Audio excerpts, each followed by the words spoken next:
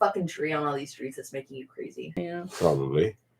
And we're live. And we are live. And the camera is about right. And the map is mostly visible. Here's the map. Here's the map. And we're the people. We're the people. Map people, please don't sue us, Jay Foreman. All right. So if you haven't seen Jay Foreman's channel, go take a look at it. He's not paying us to advert for him. We just think he's cool. Good day to y'all. Check out his channel so he doesn't sue us. Indeed. What are we doing? We're doing this. The Crusade. I'm David Anthony, the Foxy Vard. And I'm Twig. And you need to make the comments bigger. And I need to make the comments bigger. I can see that Kathy is here. Good to see you, Kathy. It is nice. It is nice when you're here. Of course, she's always here, which makes it always nice. Mm-hmm. You see, it'd be true. Mm-hmm. Hello, Scooters. Good to see you. Welcome to Foxy's History Hour, where I ramble on about whatever historical topic the patrons have voted on. Right now, we are still chugging our way to the First Crusade because it turned out to be a bigger subject than I had anticipated. I honestly didn't know what I was thinking. I somehow had us under the impression I could get through this whole thing in one episode. Yeah, and now here we are, and on episode 3. And we're finally actually getting to the Crusade. Because, all right, for starters... Did you not get me a wine glass? How could you? I am sorry. I am sorry I neglected. I must have absconded. Very well. So, in this show, we will talk about the Crusades whilst getting drunk. The holiday of Passover has just about ended. We are in the twilight of the holiday, which means I have not had a chance to get any more beer or whiskey or anything like that. All of my booze is still the kosher for Passover stuff. Would you like some of the binyamina? Yes. Very well. You should have some of the binyamina. So, for starters, hello, luscious, and also yes, happy Easterween to Easterween. Easterween. Easterween. I like it. I like it. That's a good name for a holiday. Happy Passover to all those who have been celebrating. Happy Easter or Easterween, as the case might be. Happy Solstice or Ostara or whatever it is you happen to celebrate. However you decide to celebrate the springtime season. I prefer poisoning pigeons in the park.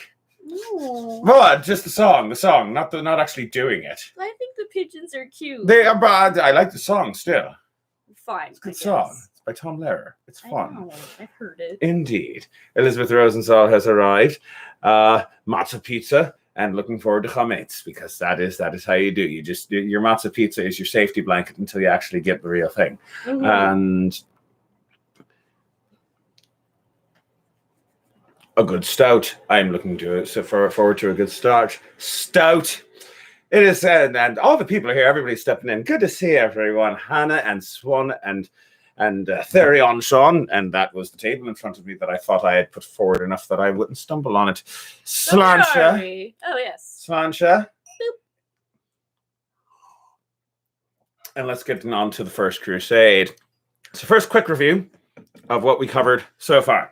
First episode, we covered the backstory. As part of the backstory, we learned that there's this thing called the Byzantine Empire, ruled by Alexius, the emperor of the Byzantines. And that's him. The Byzantine Empire is very urban. Look, he's in the thing. Yes, it is. Gosh. That's where he goes. Yes.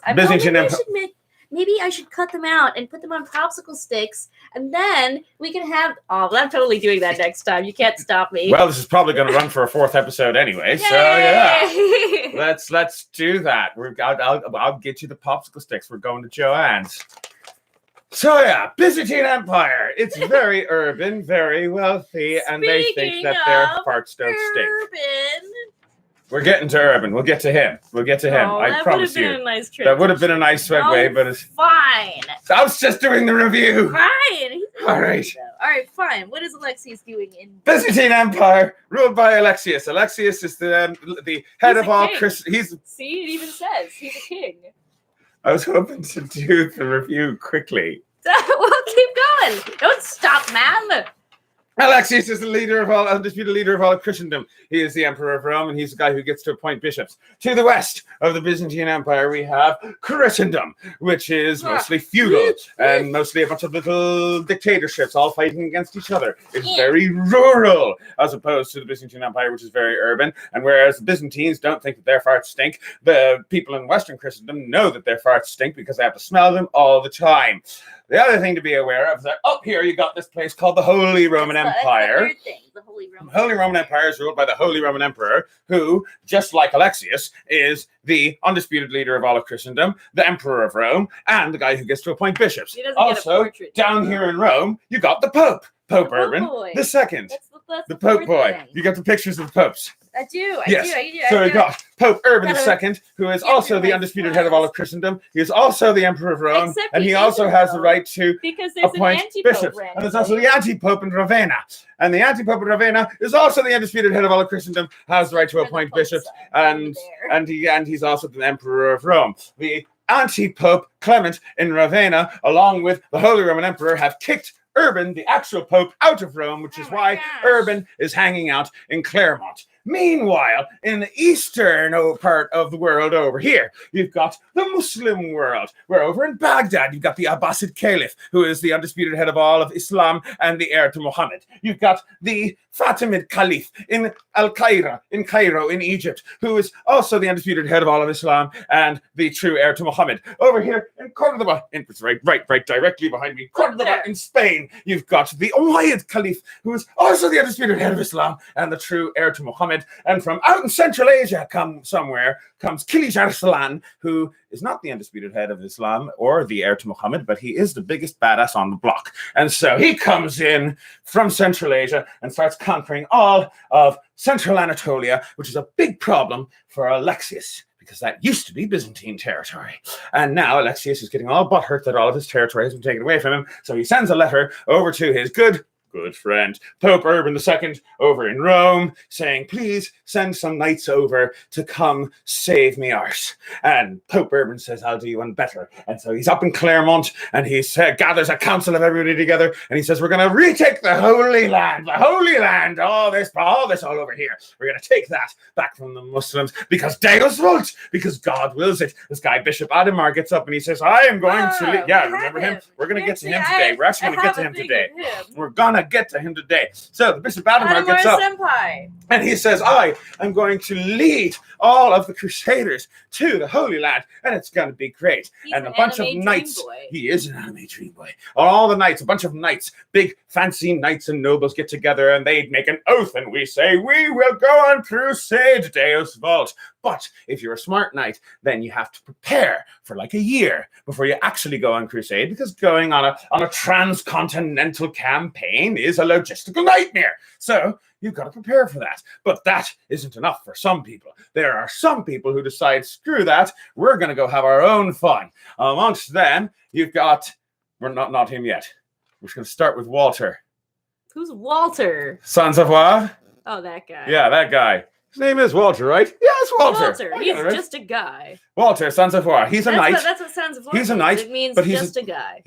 Let's just say, yeah, he's just a guy. Walter, he's just a guy, but he's a knight. But he's an idiot, and he doesn't want to wait a year to get ready. So this is where you get the People's Crusade, which is the prequel. This is what we covered last week. Remember last week? We're getting to him. Do I? Aww. We're getting to him. We're getting to him. To him then. All right. So Walter Sansavoie decides that he's not going to wait a year. He's just going to schlep across the Balkans, cross Hungary and the rest of the Balkans, and just dragging behind him however many peasants decide just want to come along with. They get to Belgrade, which is right about here. That is the border of the Byzantine Empire, and they're like, we're here to help. And the Byzantines are like, maybe you should wait for the real army to arrive, you unwashed peasants. And then Walter and his buddies are like, let's pillage the countryside. And so they do. And eventually the Byzantines are like, all right, they're causing too much damage. So they round them up and cart them to Constantinople and say, wait here until the real army arrives. Then Peter the Hermit over here in... Oh, I'm sorry. So he's over in France. Yeah. He's over here. Yes. Yes, where the Pope is, over in Clermont, and he's up there, and he's like, the bishop, the Pope says that you've got to get ready for a year and then go to Jerusalem, but God told me that we should all go now. And so Peter the Hermit, dressed in like raggedy robes and sandals, gets a bunch of peasants to follow him. Robe. See, there it is. It's Indeed. very raggedy. Yes, it is raggedy robe. And they decide we're going to go just across Hungary as well. And then they cross over Hungary again. And the king of Hungary is like, oh, there's more of you. And then you know what they do? They pillage the countryside. Ah, yes. They pillage the countryside. And then they finally get to Constantinople. And the emperor's like, wait here for the real army to arrive. Spoiler alert, they won't. But first, we must talk about Count Emicho, because Count Emicho starts up here in Köln. We have to talk about him. We're going to talk about him very briefly. Well, we're done. Nobody likes him. Count Emicho is the one who started up in Köln. We didn't bother making a picture of him. He made his way down the Rhineland and decided to kill every Jew that he could find. That's why. That's why. So he got another bunch of peasants to follow him, and they decided to kill all the Jews instead of go take Jerusalem. But they decided that they're going to go take Jerusalem. They're just going to kill all the Jews along the way. So they go through. Eventually, they go through Hungary. They pillage, as you do, pillage the countryside. Get to Belgrade, pillage the countryside, and except they get killed by the Byzantines. Yay! So, happy ending.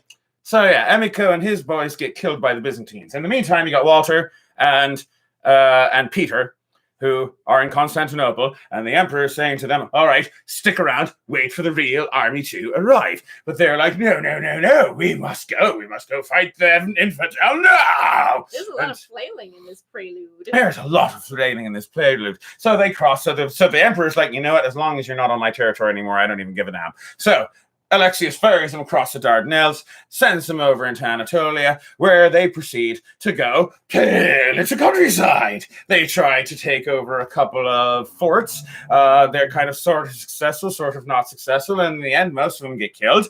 One of them, I believe it's Jeff. Don't worry about him. He converted to Islam, and we don't have to hear about him ever again. Yeah. But yeah, he converted to Islam. Others died. And out of the 40,000 or so, mostly peasants, a handful of knights, but mostly peasants who just kind of wandered in the general direction of Jerusalem. About 3,000 of them limped back to Constantinople after they got their arses handed to them by Kilij Arslan and the Turks. And now that we're done with the backstory, we've already taken up 12 minutes. This is just a review. 48 minutes. This is just a review. We got 48 minutes to 48 teach them minutes. new stuff. We're finally getting to the First Crusade for realsies now. You're going to drink a little bit of wine. Okay, or you could chug wine. There's a difference, you know. Well, after that, I think I need a bit of a chug. Sorry, pass me the bottle. I'll pour myself a bit more. Because things are about to get weird. So we just had the People's Crusade, which is the murder hobo D&D version of the Crusades. And now we're getting on to the real thing. So, first thing to be aware of when it comes to the First Crusade. The First Crusade is different from most of the Crusades that come after that, in that there are no kings involved. That's first kind of thing. No kings. What kind of injuries? Nasty ones. All kinds of injuries. All kinds of injuries. You know, a couple stabs, unless there was a particular pun you were looking for. Jabby jabs, and some sloosh, and another sloosh, and maybe whoosh. That's your head. That's a head chop. Well, but that's not an injury. That's dead. Oh, you don't come back with that. I guess that would result in the death. Anyway, so there are no kings. There are no kings who are going on the First Crusade. All of the people who are going on the First Crusade are sort of second-tier nobility. You know, not quite kings, but pretty important all the same. So let's start with Godfrey de Bouillon. Are you ready to hear about Godfrey de Bouillon? Ooh, he's a bouillon cube. Yes, indeed. Didn't we establish that he wasn't a bouillon cube, though? He's not a bouillon cube, but bouillon is a place. It's a place in France. No. I mean, like, that's not his name. I thought his name, like, wasn't... No, Bouillon. Oh, okay. Maybe I'm thinking of another Godfrey. There's a different Godfrey. There was another Godfrey earlier. Those Godfreys. There's lots of Godfreys. Right now, we're talking about Godfrey de Bouillon. So there's 5 armies in all, by the way, but we're not calling this Battle of the 5 Armies because that would just be... Copyright infringement is what that would be. Exactly. So do you want to make a picture of Godfrey de Bouillon, by the way? Oh, well, yes, why not? Yes. Oh, I didn't get a hard surface. I got a hard surface for you right here. That... I walked into that. All right, give me a thing. It was... Is it your ring gels? I mean, that'll work, I suppose, except I want to eat these. I don't have to eat them right now. I suppose I can use this tambourine. You can use a tambourine. Use the tambourine. Very so you well. can eat your ring gels. Actually, that might mark up the tambourine. I mean, because the ink might go through the paper. All right, fine. Here, use the ring gels. I'm not going to be using the ring. I'm not going to be eating. I'm going to be telling them about... I'm trying to talk to them about Godfrey de Bouillon. All right, well, I'm trying to draw him on your ring gels. All right. So Godfrey de Bouillon comes from Bouillon originally, but he's starting in the general area of Köln. He's starting up here, and he's Köln. Köln. Cologne. It's Cologne. Cologne. Just draw Godfrey. All right, he's also got a brother, by the way. What is he's a crusader, right? He is a crusader. So he gets like a tunic. Yeah, he can a tabard sort of thing. That's a tabard. He's also got a brother. Draw him like Don't forget he's got a brother. Knight. Don't forget he's got a brother. The brother can be like behind him going... How much of a douchebag is he? Pretty much of a douchebag. He's pretty much of a douchebag. He's very much of a douchebag. Okay. And the worst part about it is that he believes in his bullshit. He's that sort of douchebag. He's the sort of douchebag that actually believes in this. He thinks he's going to go to heaven from all of this. And, of course, first way he's going to get to heaven is kill a bunch of Jews on his way down the Rhineland. Wonderful. Did you think it was going to stop with Count Emiko? No, but did you think Count Emiko was going to... No. We're not done killing Jews here. I mean, we're going to be killing lots of Muslims and Christians, too. Plenty of Christians. All sorts of people dying. I mean, People's Crusade, only a small handful of, like, Muslim Turks actually died at the hands of the People's Crusade. They mostly killed fellow Christians and Jews. So, yeah. Godfrey de Bouillon and his brother Baldwin. His brother Baldwin is even worse. Yeah, because you see, Godfrey de Bouillon believes he is righteous and he's trying to do righteous things, whereas Baldwin just knows he's a jackass. That doesn't look like a helmet, but it is supposed to be a helmet. That actually works. I think that kind of works. I didn't draw his eyes yet. You'll get there. Yeah. So actually, that's for the audience to throw in your 2 cents. Is it better to be evil but think you're doing the right thing, or is it better to be evil and know that you're evil and just be like, yeah, I'm evil, deal with it? So who is worse? Baldwin, the guy who knows he's evil, or Godfrey, the guy who thinks that he's good? Vote in on your phones. So that's they drew his heraldry on his. That is yes, it's a frowny face. All right, what is his name? Godfrey. His name is Godfrey de Bouillon. Okay. Not Gilbert, just Godfrey de Bouillon. You should have told me how to spell it. I don't know how to spell it either. Well, this is I can't read my own handwriting. Bouillon or it's boulogne. So there it is. Here, hold that up to the kids for me. So there's Godfrey de Bouillon. Do you want to put his brother Baldwin in there as well, or do you want to give him a separate thing? I feel like he might need a separate thing. He might need a separate thing. Very well. So Elizabeth believes that Elizabeth and Swan both have cast their votes that the guy who thinks he's righteous is worse. Well, that's why I gave him frowny face heraldry, because that's how you know he's bad. Very well. It looks like he's wearing one of those like those hairdryer things at a salon. Right. But he's not. It's actually a helmet. Actually, although you probably could wear one of those salon hairdryer things in the battle. It would probably maybe work. No. Well, maybe probably though. Have you tried it? All right, for those of you out there who are Scadians who do heavy combat, I expect this at the next event. At the next event, I would like to see you attempt to use one of those hair dryer dealies as a salon hair dryer thing. I'm gonna give this guy a belt buckle. What, Baldwin? Because I forgot to give the other one a belt buckle. All right, fair enough. You don't deserve one because we agree that you're worse. All right, so Godfrey is worse. And anyway, so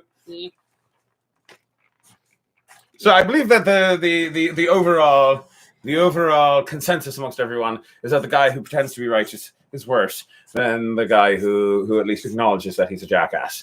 So good to know what kind of evil person to become if I ever choose to turn evil. I don't know where this comic book is leading us. At any rate, so Godfrey de Bouillon and his brother Baldwin, they start out up in Cologne, make their way down the Rhine River, kill some Jews along the way, make their way towards Hungary. And remember how all the other People's Crusaders went through Hungary and pillaged the countryside? Yeah. Yeah, well, basically, when Godfrey and Baldwin get to the border, the King of Hungary is like, no, you don't, no, I'm not doing this again. We're not doing this again. We're not doing this again. And then Godfrey goes, pretty, please. And then the King of Hungary goes, you know what, how about this? I keep your brother Baldwin as a hostage until this Baldwin. Here he is. There's Baldwin, who's mean, but he's kind of in that sort of that anime way of. Right, so I thought it would be fitting.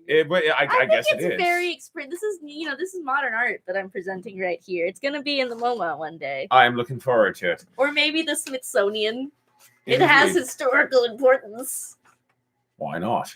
So the King of Hungary says, fine, I will let you guys pass through my territory, but I get to hold your brother Baldwin hostage, and I'm going to kill him if you guys get up to anything. And so Godfrey passes through the territory of the King of Hungary with only just a tiny bit of pillaging. He couldn't get through without any pillaging at all. You gotta get your fix. He's got to get his fix. You gotta get your fix. Little bit of pillaging. And then the King of Hungary went, oh, yeah, I guess you only did a tiny bit of pillaging. Somehow you didn't get as much pillaging in as the peasants did. So I guess I'll give you your brother back. So the King of Hungary was good to his word, even if Godfrey wasn't. But then they get to Belgrade and figure, well, at least we get to Belgrade and we'll get resupplied, except it's burnt to the ground. Remember People's Crusade from before? Yeah. So they get to march across Bulgaria, Hungary, but eventually they get to Constantinople, and Alexia says, "Okay, wait here for everybody else to arrive." And because they're knights and they know how logistics works, they wait for everybody else to arrive. So let's see who arrives next. So who are we going to talk about next? Because we got 5 armies, so that's one army. I think the next army. Which one should we go with? Let's go with Bohemond. Ooh. Bohemond of Toronto. Oh, what a sexy name. I know. Probably not for a very sexy guy. Well, but his name is very sexy. Actually, supposedly he was very sexy. Actually, that is a thing. But is his personality sexy? Does he go around killing Jews? He doesn't go around killing Jews. Just regular people. Just normal people. And he generally doesn't kill for God. He's another one of the Crusaders that's not really in it for God. I'm glad he's killing for funsies. He's killing for profit. He's killing for the good old fashioned. You do realize how that's worse, right? Is it? I don't know. Vote on your phones. Which is worse, killing for God or killing for profit? Just text 1-800-FOXY. Bard. Indeed. Which is worse? We're getting into a lot of weird philosophical questions here. If that's not a thing that people actually text, I will be very happy. So yeah, which is worse, killing for God or killing for profit? So Bohemond of Toronto, who by the way was known for being sexy, that is the thing. It's written he had long, pretty hair. Ooh, that's gonna be fun to draw. Yes. So Bohemond, he's starting over here in Sicily, because Bohemond is a Norman. We all remember who the Normans are, right? Normans are the guy. They're originally from Scandinavia, which is so far up that my hand is off the screen. Northland, way up there, Viking country, and so most people seem to be saying that killing for God is worse than killing for profit. And I think what the general takeaway is that murder is. Although some people are saying killing for profit is worse. Carry Sean says that killing for profit is worse. I think that maybe the real treasure is the friends we didn't kill along the way. So maybe just don't kill people. Right. So, one more thing about Godfrey I forgot to mention. Just keep drawing. One more thing about Godfrey. Where is he? There we are. This guy, Godfrey, and his brother Baldwin, that I forgot to mention from earlier. So remember how there's a pope in Rome, except there's an anti-pope in Ravenna who, along with the Holy Roman Emperor, kicks the Pope out of Rome in order to take over Rome and put the anti-pope in charge in Rome. So yeah, they helped. Godfrey and Baldwin helped the Holy Roman Emperor kick the Pope out of Rome. And now they're going on crusade. I'm sure this is going to go swimmingly. There's a lot of conflict of interest here. Just about every one of these guys has a huge conflict of interest. So, back to Bohemond. So he's a Norman, which means that his ancestors were originally from Scandinavia. They were Vikings until eventually they took over Normandy, which is up here. And, you know, that's how the land became known as Normandy, because they were Northmen. Normandy, North. It makes sense if you're a linguist. Well, the Normans, a lot of them decided that they weren't done with the whole conquering thing. They got their taste for conquering and liked it. So William the Conqueror, he was a Norman. You remember him. He conquered England. So yeah, as he did. Bohemond, being a Norman and being a conqueror and being up to that sort of thing, he decided, I'm going to just go way over here, where I won't be in any of the other Normans' way. And, oh my God, he's sexy. So, yeah. He conquered Sicily. There's just a problem, by the way. Sicily used to be part of the Byzantine Empire. You can see where this is a problem, right? What? Sicily used to be part of the Byzantine Empire. It was just you were dazzled by his sexy. Let's. It's gonna be like Pygmalion. He's gonna have to come to life now. All right, show them Bohemond. This is Bohemond. This is my masterpiece. There's Bohemond. I gave him a little heart because he's sexy and he looks like a Care Bear now. This is how our Crusaders are all going to be. They're all going to be Care Bears. With their little symbol on their tartan. They're murder Care Bears. Not tartan, brain. Tablet. Sometimes the brain juices don't flow properly. Everyone's turning into Scottish folk. So Bohemond, he was from Normandy, but he leaves Normandy and conquers Sicily, which is a problem because Sicily was part of the Byzantine Empire. You see where this might be a problem. Huh? Let's try this again. That time I just zoned out. I'm sorry. Bohemond is from Normandy. You got that part, right? There.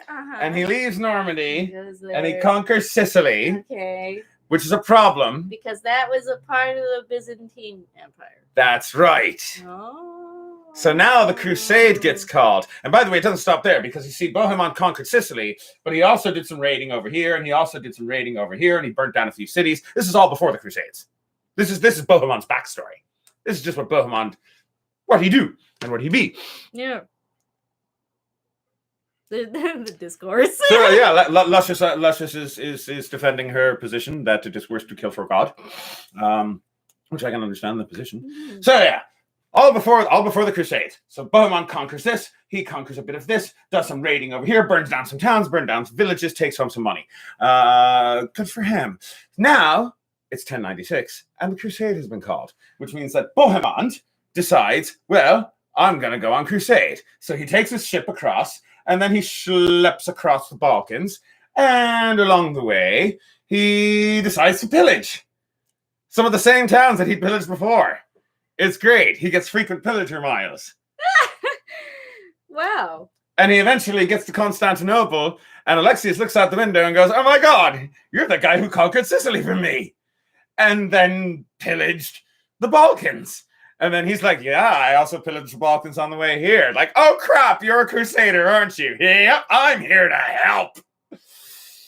Which so far, I don't think any of them have actually done so. So far, nobody's helped a damn thing yet. Anybody has helped anything. I know. It's great. But a lot of people have died. A lot of people have died so far, and everybody's kind of conflicting interests. So we've got Godfrey de Bouillon and his brother Baldwin. Yep, those two. And we've got Bohemond of Toronto. This is Godfrey and Baldwin. They're not sexy, and they have this on there. They have the frowny and the angry face.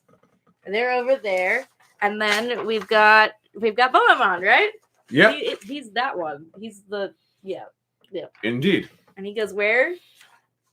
Well, he starts off here. He starts there. Well, he starts off up here, but that's his backstory. Okay. At the beginning of our story, he starts off here, and now he's here in Constantinople. He's in Constantinople.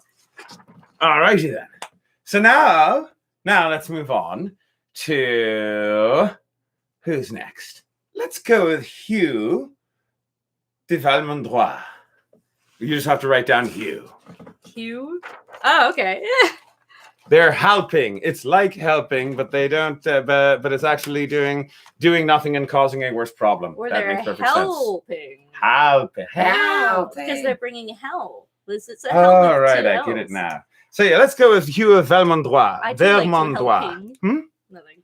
What? Well, we're talking about Hugh. We're talking about Hugh. All right, so tell me about this Hugh. So Tell me Hugh. about him. So Hugh is the brother of the King of France. So he starts up in Paris, which is not marked on the map for some reason. Whatever. I don't need to mark Paris. It's not important. Whatever. So Hugh starts up in Paris.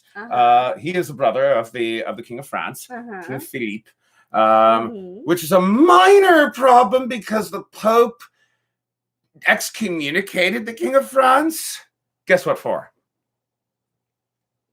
Oh.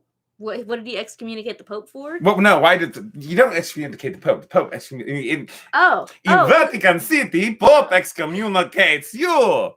Was it for murder? No. Was it for fornication? Oh, close. Getting there. Was it for adultery? There we are. This is the King of France we're talking about. Of course it's adultery. So he what else does one do in France? What else on in Paris except adultery? Adultery and Paris. Anyway, so Hugh might not be the best of people to go on crusade, but he's doing it anyway. So Hugh de Vermandois, Hugh decides that he is not going to go across the Balkans. There's been too much pillaging of the countryside there as it is. Instead, he goes to Venice. And in Venice, he hires a bunch of ships to go the long way around here, which is theoretically the easier way. By the way, this is going to come into play in future crusades because the Venetians, during this First Crusade here with Hugh, that's when the Venetians realized, wow, there's a lot of money to be made in this whole crusade thing. People will pay us money to ferry them over to the crusades. You know what else the Venetians discovered? That the Muslims really needed swords to defend themselves from the Crusaders. So you know what the Venetians would do? They'd ferry over the Crusaders to here, and then they'd buy some swords, and then they'd bring the swords down to Egypt and sell the swords to the Muslims and go back to Venice with the profits. It was a medieval triangle trade, except no slaves involved. Instead, just a bunch of people going off to die at the hands of the Muslims, at the hands of Venetian swords that were sold to them as supply to Venetians. It'd be hilarious if so many people didn't die. Yeah. Wow, that's kind of extra, but and you know what? When the pandemic is over, I need to take a video camera down to the Metropolitan Museum of Art, because the Metropolitan Museum of Art, they have a lovely display case there. Are you allowed to do that? What? Are you allowed to do that in that museum? Maybe. I think that you might not be. If you ever go to New York, if you ever come to New York, look me up. I'll take you off to the Metropolitan Museum of Art, and there's a lovely display case there where they've got a number of swords which are very clearly of Western European design, but they have Arabic inscriptions on them. And you learn that the backstory is, well, these are Venetian swords that were sold to the Egyptians by the Venetians on their way to bring crusaders down to the Holy Lands. And then, of course, when the Egyptians bought swords, then they would carve in their little Arabic inscriptions, saying, this sword belongs to Abdul. I don't know, or whatever. It's actually more lofty things, asking prayers for protection and stuff like that. Is this Hugh guy pretty or? Hugh? Yeah, is he pretty? I don't know. He's French. Is he just like a guy? You know what? We'll make him. I made him short by accident, which that works. Was kind of inadvertent, but we'll give him some spaghetti hair. You like me some spaghetti hair? Very well, spaghetti hair. So Hugh decides to do the smart thing that does not involve any pillaging at all, and he goes to Venice, hires some ships with the idea of going to Constantinople. Unfortunately, God has other plans and sends a storm, and it sinks half of his ships, and the rest have to kind of make a crash landing, and the Byzantine Navy has to come and kind of pluck him out of the water. He is. There he is. Him a little derpy. He is derpy because he did have to get plucked out of the water by the Byzantines. And I made him a little boat. He does have a little boat. He has a little boat. Yes. Because he got shipwrecked. Because he failed at boats. He failed at boats. So now he gets a boat. And the Byzantine Navy brings him all the way to Constantinople. And but on the bright side, he didn't pillage Hungary or the Balkans at all. He just pillaged other people. No pillaging along the way. Did any pillaging? No pillaging. Hooray! He was too busy getting sunk in ships. He was too busy getting shipwrecked. He was too busy failing at boats. It might have been Poseidon, to be fair. Poseidon, give us Poseidon! How dare you not? You not sacrifice to me before you go on your ship.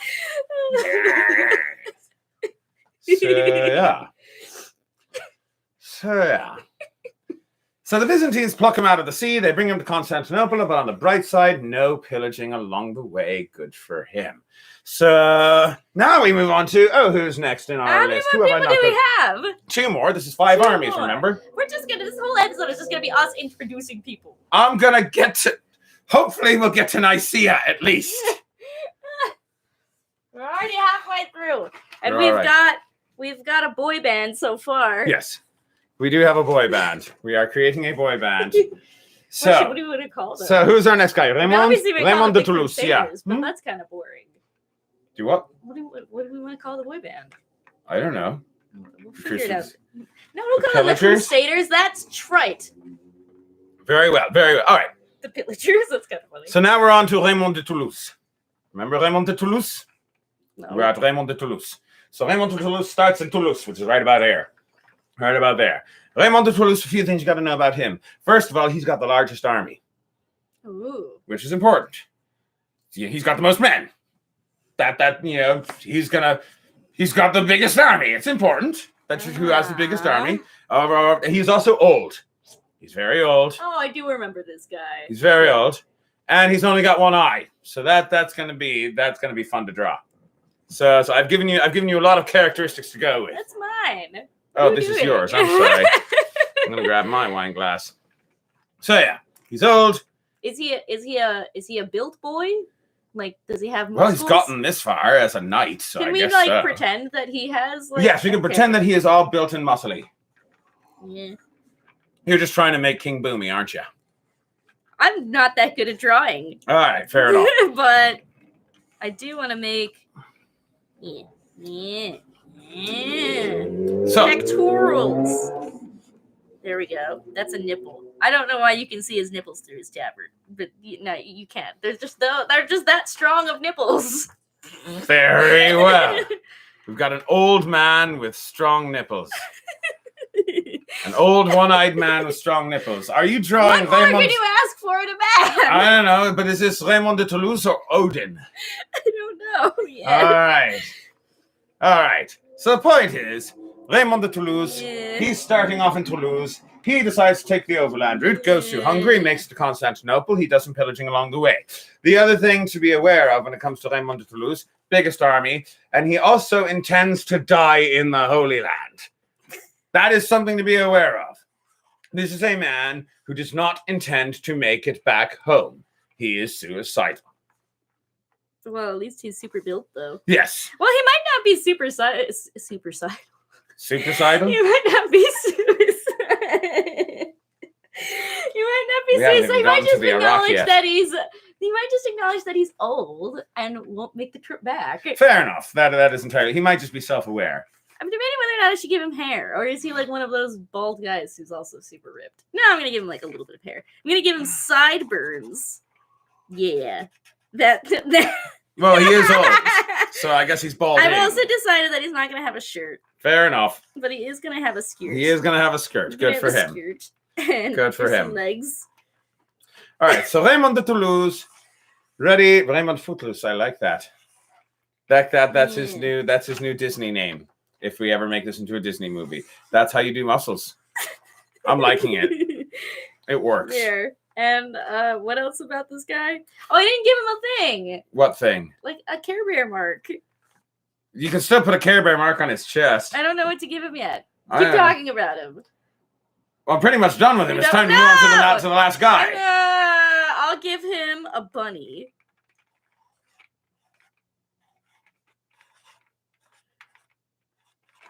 Yay. Very well. Killer rabbit on his belly. Raymond. This is the most ridiculous one yet. Is it? He isn't Scottish. He's French. Well, But he's got a skirt. He's got a skirt. Well, it's not a kilt, it's a skirt. Very well. There's a difference. All right. Yay! So Raymond de Toulouse, he treks across Europe, goes through Hungary, pillages along the way. That being said, Raymond de Toulouse did not do very much pillaging. He did only a little bit of pillaging. Although, to be fair, it was mostly because it had already been picked clean. Everyone else he was the last guy through. I feel like this guy... Godfrey had been through, Bohemond had been through. Have you seen my portrait of him? I mean, he pillages just by walking through a door. I guess so. He walks through a door and that door just explodes. Fair enough. Also, did you say he only had one arm? No, you No, said he only one had one eye. eye. Okay. Which you already you did the whole thing with the yeah, it's the rag over the head it's thing. not really proportionate, but That's all right. we can use our imaginations. I'm fine with using my imagination. We got one more guy to talk about. One more army. Are we ready for our last army? Yes. All right. Our last army involves Robert of Flanders. And Robert of Flanders is just a crusadeliator. Oh my god. It'd be true. So he starts up here in Flanders, which is the Low Countries. And he goes the overland route and goes across Hungary and makes his way to Constantinople. And you want to guess what? What? No pillaging. Oh my god. He's actually a nice guy. Flanders is a nice guy. I'm gonna draw I'm gonna draw a nice guy then. Very well. So yeah, so Robert of Flanders. He's even got like a nice guy haircut. Yeah. Yeah. It looks like toothpaste, but I swear it's hair. Yeah. Yeah. But yeah, so yeah, Robert of Flanders, actually, it's by the way, right, he doesn't actually go through Hungary, he goes through Italy, and then takes a jaunt off to the Balkans, and then slips it across the Balkans. No pillaging along the way, good for him. Worth noting that when he gets here and makes his little trip across, he went there along with a couple of Englishmen, Robert of Normandy, and Stephen of Blois, who were both relatives of William the Conqueror. But when they got here, Robert of Flanders crossed the water and then made his way to Constantinople. But Robert of Normandy and Stephen of Blois decided that it wasn't safe to cross just yet. And we're going to wait till it's safe to cross. And then, spring turned into summer. Summer turned into fall. Fall gave winter and spring a miss and went right into autumn. And their soldiers got bored and turned around and went home. That's not really relevant to this story, but it will be relevant to future crusades because this ends up being an embarrassment for England, you see. Robert of Flanders, right? Yes, Robert of Flanders. Of Flanders. Yeah. The crusadeliator. So I drew just like a normal guy, and I also gave him a little thingy where he has a little shooting star on his chest because I thought it would look cute, but I think it actually looks more like the Reading Rainbow thing. But I think that he would really want people to read, right? Yeah.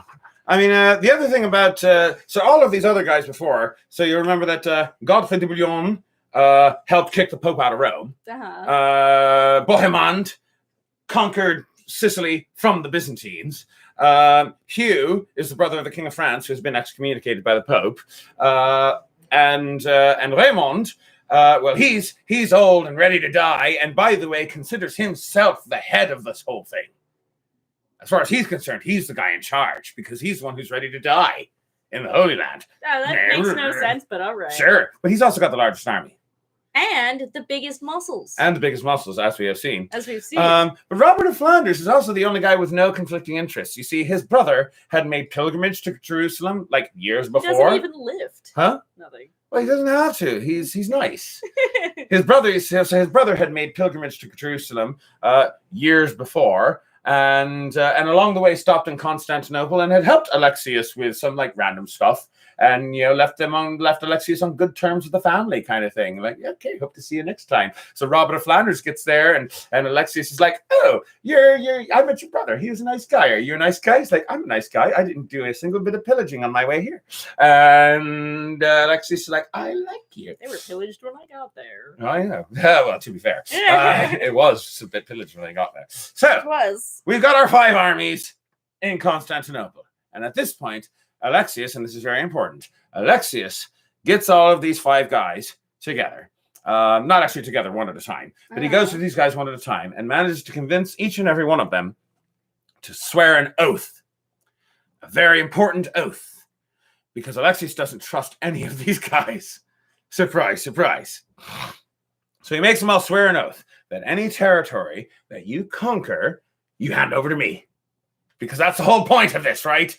This is the whole point. The whole point of Alexius sending the letter to the Pope at all was to reconquer territory that he had lost to the Turks. Yeah, that's the right? point, maybe. That was the point, maybe. So he's like, I'm going to make each of you swear an oath that each one of you are going to return whatever land you conquer to me. And he uses various methods to get all of these guys to swear their oaths. I'm not going to go into the details of that, except with one of them, because it ends up being a thing that Byzantines do a lot of later. And that is with Bohemond. In order to get Bohemond to swear the oath, Alexius takes Bohemond into the palace. That's not Bohemond and either. says, hey, Bohemond, let me give you... Oh, have you found him yet? Nope. There he is. There's Bohemond. And have we got Alexius? We do have Alexius. He's there somewhere. He's somewhere. Somewhere in my files. That's Nope, Peter the that's Hermit. Peter the Hermit. No. Ah, There's he is. Alexius. There's Alexius. So Alexius goes over to Bohemond and says, hey, Bohemond, I want you to come over here. Come here. Follow me. No! I shall never follow you. There's money in it. I'm listening. All right, come here. And he go to this room. They go to this room in the palace, and the room is just overflowing with gold and jewels. And he's like, wow, look at this room in my palace with all the gold. Would you like some of the gold? I've got gold to spare. I've got this whole room full of nothing but gold. I wanted to put a gymnasium in here, but there's all this gold. Would you like the gold? What does he say? He says, yes, he wants the gold. I would love your gold. Swear the oath. Does he Swear the oath. I He swear swears the oath. unto you, Alexius Senpai, that I shall do this for your gold. Yay! So that's it. And that it's I wanted to mention that one in particular. We definitely because need the popsicle sticks now. we definitely need popsicle sticks now. Because this is something that It's just going to become a puppet show. It's gonna be a puppet show. Kitty, are you all right with that? Yeah, sure, why not? All right, very good. So, where was I at? So he makes them swear, I'll swear the oath. And I did want to mention that in particular because that method of getting people into a room full of gold and saying, hey, would you like to take all this gold in return for swearing an oath to me is a trick that the Byzantines use again in the future. So, we've got our 5 armies. They're all in Constantinople. Oh, one more thing worth mentioning, by the way. Actually, 2 more little things worth mentioning. The Bishop Adhemar. Oh my god! He's here.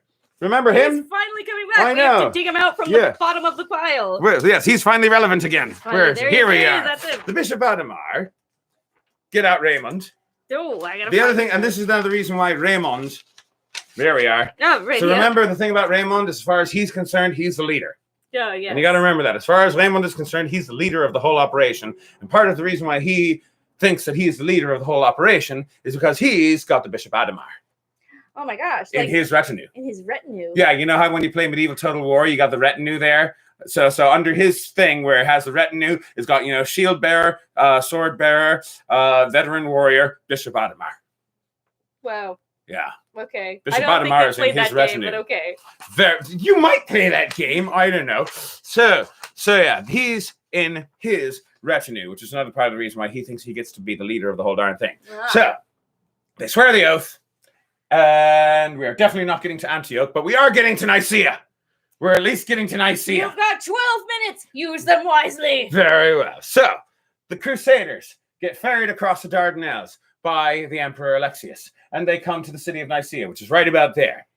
Now, first, the reason why they come to the city, there's a few reasons why they come to the city of Nicaea, first of all. First of all, because it's the first city on the road to Jerusalem, eventually.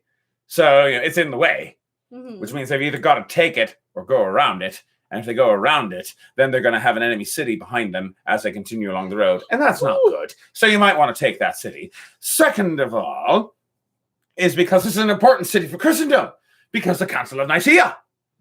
You remember the Council of Nicaea, right? I went to Catholic school. Of course I remember the Council of Nicaea. Very Kinda. good. I also had to recite a creed for it, but I don't remember. But, Very well. It's We often forget. I'm sure things in it's not elementary school. important. Aye. The point is that way back in the way back days, the Emperor Constantine decided to hold a council in Nicaea where the bishops decided a lot of important things, and that's how Christianity got started, effectively. So Nicaea, important city, religiously speaking, but also an important city, strategically speaking, because Kilis Arslan, remember Kilis Arslan?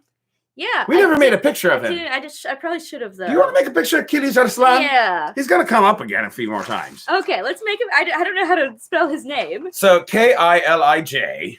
Well, don't tell me now. I've got to Very draw well. this. So draw Kilis Arslan. All right. So- On so a he's- scale so of he's- 1 to 10, how hot is he? Oh, he's at least a 9. Oh, he's a 9. Yeah, he's a 9. Ooh, he's Let's make him a 9.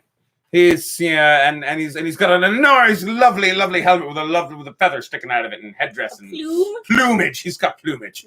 He's Turkish. He's coming out on a horse from the. You can even draw him on his horse if you want to, or maybe you can put the horse in the background. I don't know. The horse is important. He's Turkish. Horse is very important.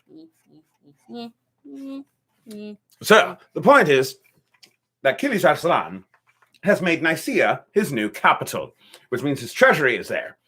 That's a lot of gold. And his wife is there, which is, she's the Sultana.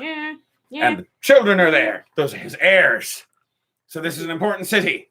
So if Kilis Arslan loses the city, then he's screwed. So the Crusaders go across the Dardanelles. They land in Anatolia. And there's nobody there to oppose them. There's nobody there to oppose him because Kilis Arslan is over here dealing with some rebels. And he gets word from a messenger. Messenger comes along and says, hey, there's a bunch of Christian knights who just landed in Anatolia, way up here. And they're there, and they're marching. And let's he gets a little sash because I don't. That's all right. That works. Sash works. Sash totally works. So, Kilis Wait, how do Arslan. I spell his name? Kilij. Yeah. AR. Is this 2 words? Yes. Okay. AR. SLAN. Yeah, that's right. Yay! There he is. Kilis Arslan. Whee! So yeah, he looks pretty good. His feather is bigger than his torso, but that's fine. That's all right. It's all right. If his that means feather's he's big. important. It does. It does. The bigger you feather in your hat, the more important you are. This is a Maybe universal you need truth. a bigger feather then. You need it to be bigger than your torso if you're gonna compete with him. Fine. All right. So, point is that the Crusaders land in Anatolia. The messenger comes and tells Kilis Arslan, hey, there's a bunch of Christian knights who have just landed in Anatolia. And you know what Kilis Arslan says? I don't really care. Oh. He said, I don't really That's anticlimactic. I'm dealing with rebels down here. You know why he doesn't care? Why? Because earlier that year, a year before, remember the People's Crusade? And how they came and they got their butts beaten by the Turks? Basically, they got their butts so horribly beaten by the Turks that Kilis Arslan basically was like, oh, Christian knights are here? Let them come. They'll probably trip over themselves and die on the way just because they don't know where their arses are. You drink all the wine. Well, there's also Iraq left. Okay, but I want a little cup for it. Actually, you can just put it Just in put it my right there. Just put it right there. Or are there more little cups? Where did I put the little cups? I think that there are more little cups. There might be, but either way, I don't feel like looking for them. Very fine. We're just going with the wine glasses. You mixed it with the wine. Very well. I shall drink this mix it with concoction. wine, unholy concoction that I shall pour into this other glass here so that it can mix with some more wine. Very good. And now I can give you some arak.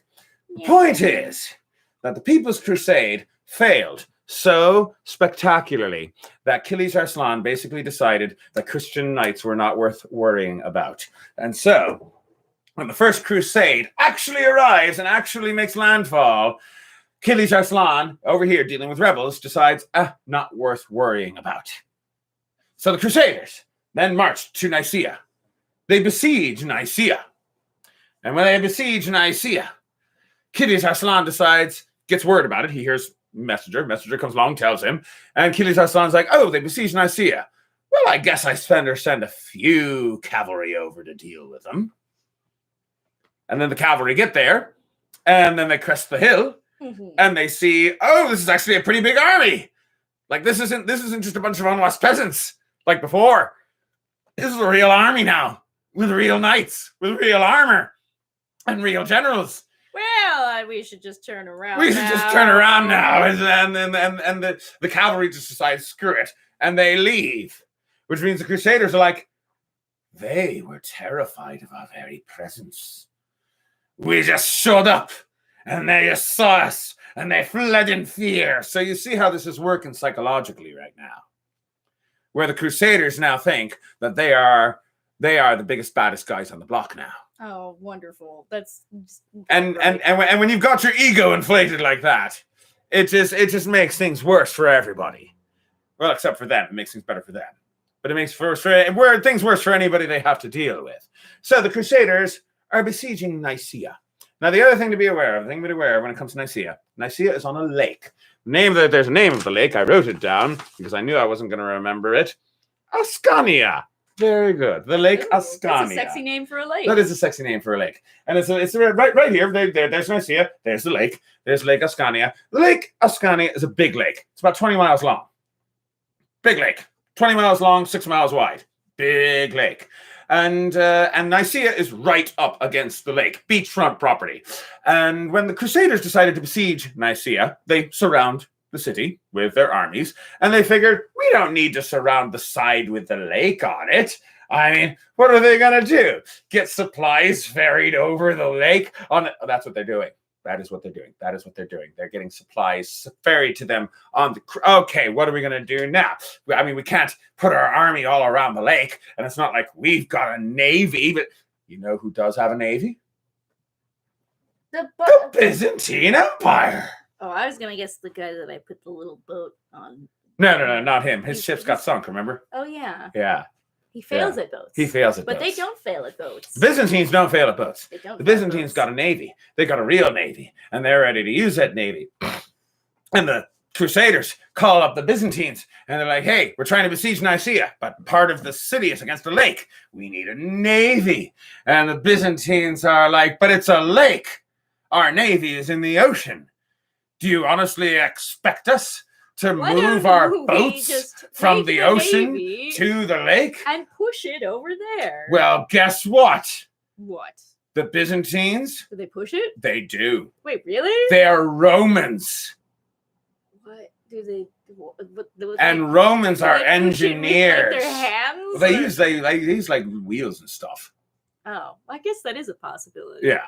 But yeah, portage, that is I was just quoting SpongeBob, and it turned out to be a reality. Yeah, it turned out to be we're just going to push it over there. Of course, there's a difference between, like, portage is a word that is usually used when you're talking about like canoes or Viking longships, the sort of things that you can just literally pick up. But these are Byzantine, fire ships, which are much bigger than that and requires a lot of engineering in order to be able to portage that from the Sea of Marmara over to Lake Ascania. But they manage because they're Romans. What? I thought a fire ship was an STD. Yes, but that's centuries later. That's a 17th and 18th century euphemism for an STD. You taught me that word. I did indeed. But in the 11th century, a fire ship is a Byzantine ship. Fire? It's not on fire; it shoots fire. Ah, well, that's much cooler. That is much cooler. It's only slightly cooler. Maybe it would be cooler if it was on fire and. Well, actually, if we're talking the 16th century, then the ships that Sir Francis Drake, fire ships that Sir Francis Drake uses against the Spanish, are ships that are on fire. Oh. Do they have people on them? No. That's the idea. Is that you've got these. Whether you've got a ship and it's got like a skeleton crew of like 3 people, and it's full of nothing but flammable stuff, and you bring the ship into the Spanish port, and then you set it on fire, and then the skeleton crew just jumps ships and swims away because there's only like 3 of them. And the boat explodes. And then the boat explodes. It seems like an awful lot of effort just to have a boat. Well, that's why you use your worst boat. Oh. You use the crappy boat that you're going to throw away anyway. Yeah, but that's not what we're talking about, because we are not in the 18th century, we're not in the 17th century, we're not in the 16th, we're in the 11th century. where the Byzantines have fire ships, But they which are not an STD. they are not an STD. Or a boat They are that's not on fire. They shoot fire. Do they shoot Exactly. Greek fire? They shoot Greek fire. Ah! Because the Byzantines are Greeks and they speak Greek, and except they're Romans too, which is. Are we even keeping track of the different ethnicities here, Whatever. or okay? Just whatever. Fine, I guess. I don't know. So the point is that they're besieging the city, and the Byzantines / Eastern Romans bring their navy overland to Lake Ascania, and the navy is in Lake Ascania, and now the city of Nicaea is completely surrounded with the Byzantine navy on one side and the Crusader army on the other side. And then and then basically everybody gets together and like, all right, we're going to make our final assault, and we're going to take Nicaea, and we're going to burn it to the ground. And then the next morning, as the Crusaders get up to get ready to take Nicaea, as the Crusaders get up, guess what they see? On the towers. A dragon? No. Oh. This is reality. Might be a dragon. Might be a dragon. But guess what they see on the towers of Nicaea? Guys! Byzantine Humans? flags. Oh, okay. Flags! Flags! Flags! Byzantine flags! Alexius's Oh my flags! gosh. And this pisses off the Crusaders because they're like, what the hell? This was a Turkish city last night, and we were going to conquer it today. Why are there Byzantine flags on the towers?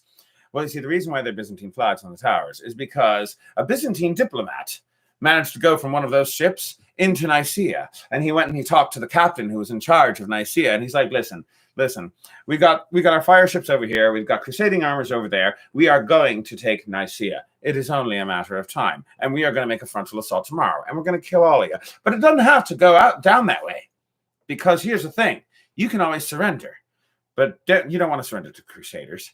You don't want to surrender to those unwashed, Westerners, those unwashed feudal barbarians. They're just going to burn the city down anyway. And they're just going to take all the stuff and rape all the women and kill all the children and eat all the babies and starve horrible things. They're not wrong, though. They're not wrong, no. But the Byzantines are like, on the other hand, you can surrender to us. Please tell me they armed the city. You can surrender to us. Please tell me they armed the city. Oh, wait, yes. Okay. So you can surrender to us. And if you surrender to us, then we might be willing to make a lot of concessions to you. So the Turks are like, all right, the Sultan's wife is here and his heirs are here. Can they leave free and go back to the Sultan? Yep, sure, no problem. It's like, oh, okay. What about all the Turkish soldiers? Can we leave and go free? It's like, absolutely. It's like, the Sultan's treasury is here. Can we take most of it back to the Sultan? It's like, sure, we'll only keep a little bit of it. It's like, will you not take Nicaea? Oh, I see what you almost did there. No, we're taking Nicaea. So, all right, you're taking Nicaea. But yeah, it turns out surrendering to the Byzantines is a pretty good deal. So what chaos did the Crusaders unleash? Well, none actually, because they were starving. Oh, I expected them to pillage everything. You'd expect that, but Alexius is basically like, okay, you can pillage everything, or I can give you some food and send you on your way. And they were like, and the Crusaders were hungry, so they just like, all right, send us some food, and we'll be on our way. It's like, oh, and you guys repeat that oath that you made earlier. Yes, dude. Yes, Daddy. That's right. You're my bitch. This is my city. But this is important because it leaves a very bad taste in the Crusaders' mouths. Because this is where the Byzantines start to get that reputation of being not trustworthy, of being the kind of guys who'll stab you in the back. Because the Crusaders, they just started this crusade, and they were just about to take Nicaea and get some good pillaging in, and all that just kind of got snatched away, and the Byzantines were like, nope, our city now, flag, flag, flag, flag. All of our soldiers are on the walls now, and here's some food and some water, bye-bye. So the Crusaders, very miffed, but there's nothing they can do about it. But at the very least, there's a Byzantine city behind them. Mm-hmm. So on their way to Jerusalem, they don't have to worry about a Turkish army behind them, because Byzantines are behind them, who have their back, maybe, perhaps. But the Crusaders, and the Byzantines for that matter, the Crusaders have won their first victory of the Crusades by retaking the city of Nicaea. and the Crusades had begun with a smashing success. And but we're not done yet because we still haven't gotten to Jerusalem. And it is an hour and 3 minutes in, and I believe it is time for us to wrap this up. Tis. So How does that taste, by the way? That this, unholy I actually haven't concoction? tried it yet. Tastes fine, actually. Oh. Sorry, it's got like a little bit of a hint of wine to it, but mostly just Iraq, which is tasty. I think you should look to your right. I'm glad that you approve. Disembodied face. Disembodied face. All right. So yeah. So we leave off having taken Nicaea. Next week, we shall continue with our Crusaders' adventures through Anatolia. Because there's a lot of stuff to happen in Anatolia. There's a battle. You sound like an announcer. What? For like a show. Yeah. Now, next episode. In our next episode, Crusader douchebags. Crusader douchebags march through Anatolia to the Battle of Dorylaeum and the Battle of Tarsus and the Siege of Antioch and eventually the Siege of Jerusalem with just a little bit of a detour in Edessa for shits and giggles. So yeah, All right, sorry. join us next week on Next Week in Jerusalem. Hopefully we'll do this in 4 episodes.